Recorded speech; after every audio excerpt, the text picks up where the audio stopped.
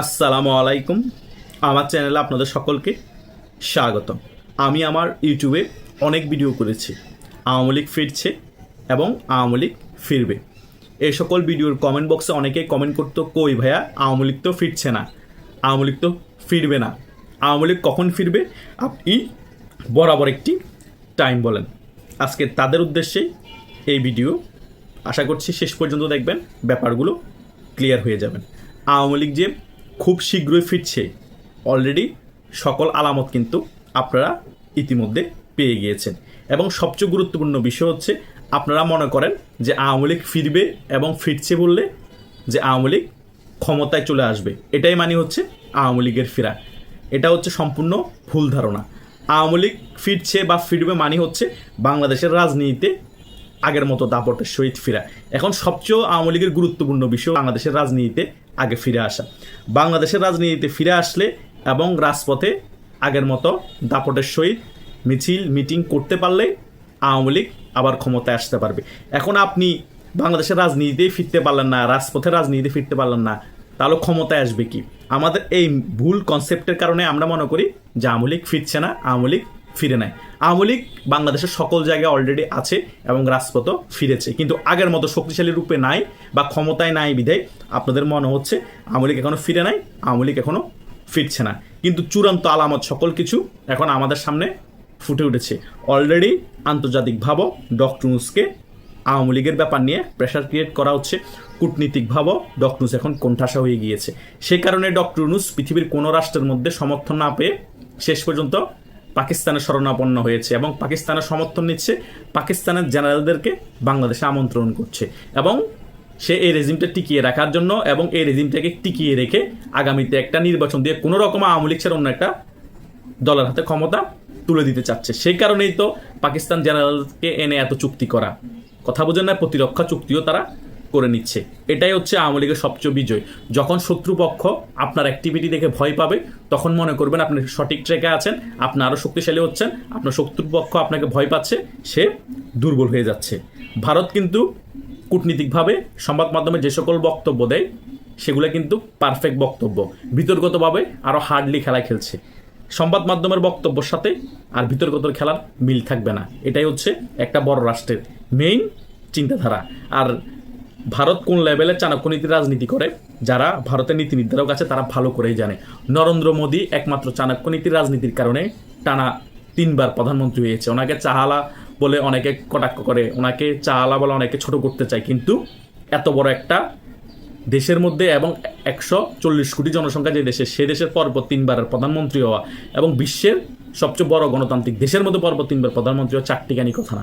তার মানে ওনার মধ্যে কোনো ভালো গুণ আছে এবং চাণক্যনীতির রাজনীতি ফলো করে বিধে আজকে তিনি সফল রাষ্ট্রপ্রধান হয়েছেন ভারতে। তাই ওনার খেলাগুলো হবে মার্বেলাস খেলা। সেই খেলা অনেক আগে থেকেই মাঠ নরেন্দ্র মোদী তৈরি করে রেখেছেন, কিন্তু বাংলাদেশে শেষ খেলাটা তিনিই খেলবেন আর শেষ খেলা খেলে তিনি জয়লাভ করবেন এবং আওয়ামী লীগও সেই খেলায় 100% জয়লাভ করবে এবং আওয়ামী লীগও চূড়ান্তভাবে সেই খেলায় বাংলাদেশের রাজনীতিতে ফিরে আসবে। সেই খেলা কিন্তু মাঠ অলরেডি তৈরি, জাস্ট খেলা শুরু হওয়ার সময় চলে এসেছে এই ডিসেম্বর মাসে। অনেকেই বলছে তফসিল ঘোষণা দেওয়ার আগে যমুনা ঘেরাও করতে হবে, যমুনার দিকে মার্চ করতে হবে। আওয়ামী লীগের অনেক ইউটিউবের মধ্যে ভিডিও করছে। আরে ভাই, এটা যখন ডিসেম্বর মাস আসবে তখনই আপনারা এই ব্যাপারগুলো বলবেন। 1-1.5 মাস আগে থেকে এতভাবে বলার কোনো দরকার নাই।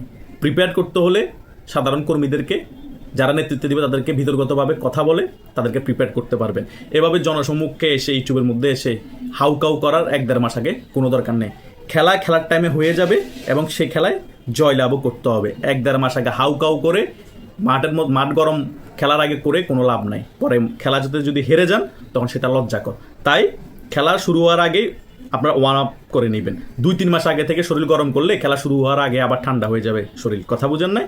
তাই যারা আওয়ামী লীগের সিনিয়র ইউটিউবাররা আছেন তারা একটু ব্যাপারগুলো ফলো করে এবং চিন্তাধারা করে ভিডিও করা প্রয়োজন। কারণ আওয়ামী লীগ যে জয়লাভ করবে সেটা মোটামুটি চূড়ান্ত হয়ে গিয়েছে, হয়তো আজকে না হয়তো কিছুদিন পর। সকল আলামত আমাদের কাছে অলরেডি চলে এসেছে, আমরা সকল কিছু বুঝতে পারছি। তাই হতাশ হওয়ার কিছু নাই। 14 মাস গিয়েছে, কি হয়েছে? আরও 14 মাস যাক, হয়তো আরও 4 মাস যাবে, হয়তো আরও 2 মাস যাবে। হতাশাগ্রস্ত হওয়া যাবে না। এটাই সবচেয়ে বড় প্রাপ্তি আওয়ামী লীগের। ষড়যন্ত্রমূলক গণ অভ্যুত্থানের পতন হওয়ার পরেও আওয়ামী লীগ চূড়ান্তভাবে যে জয়লাভ করবে সেটার আলামত ফুটে উঠেছে।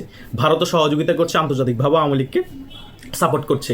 আর সজীব ওয়াজেদ জয়ও আন্তর্জাতিকভাবে অনেক ভালো লবিং করছে, যেখানে যা কিছু করার তিনি কিন্তু বিতর্কগতভাবে করে যাচ্ছে।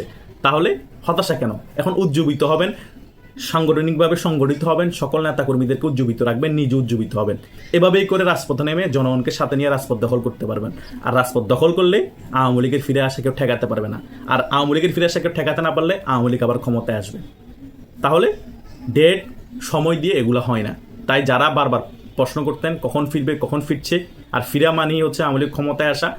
আরে ভাই, আগে রাজপথের রাজনীতিতে ফিরুক, বাংলাদেশের রাজনীতি ফিরুক, জনগণকে সাথে নিয়ে রাজপথ দখল করুক, অটোমেটিক আওয়ামী লীগ নির্বাচন হলেও ক্ষমতায় চলে আসবে।